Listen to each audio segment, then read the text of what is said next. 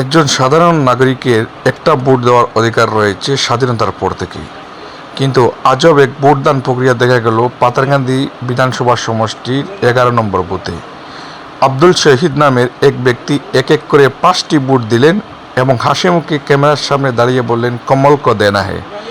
এতটাই বিগড়ে গিয়েছেন যে বুঝতেই পারেননি যে তিনি ভাইরাল হলে ওনার স্থান কোথায় গিয়ে দাঁড়াবে। একটা একটা করে 5টা বুথ ফলস ভোট দিয়েছেন, যেটাকে ভুয়া ভোটার বলে সম্বোধন করা হয় ইলেকশন কমিশনের গাইডলাইন অনুযায়ী। তার সঙ্গে স্থানীয় ওয়ার্ড মেম্বারও দাঁড়িয়েছিলেন, হাসি মুখে ভিডিও করছেন আর ফলস ভোট দিচ্ছেন। এবার বড় বিপদে পড়তে পারেন এই অভিযুক্ত ব্যক্তি।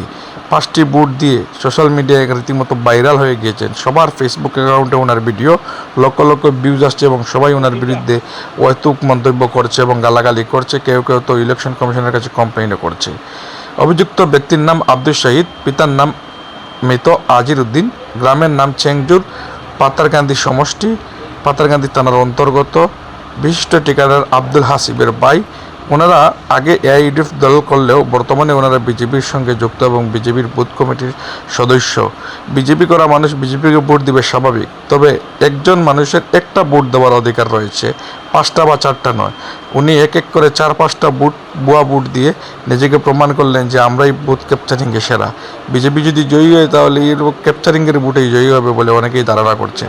দেখুন শেষ পর্যন্ত ভিডিওটি, কীভাবে ভোয়া ভোট দিয়ে বিজেপিকে জেতানো যায় সেটাই বিজেপির বুথ কর্মীরা চালিয়ে যাচ্ছেন।